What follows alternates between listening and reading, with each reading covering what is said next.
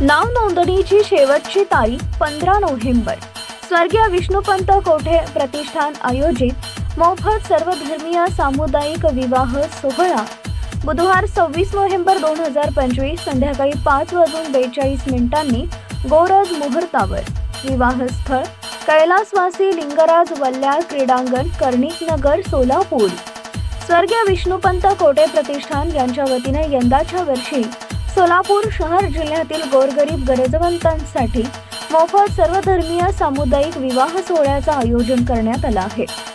सामुदायिक विवाह संस्थेकडून दिल्या जाणाऱ्या वस्तू व सुविधा, वधूस लग्नाचे वस्त्र, शालू, मंगळसूत्र आणि जोडवे, तर वरास विवाह करता सफारी व हळदी पोशाख दिला जाईल।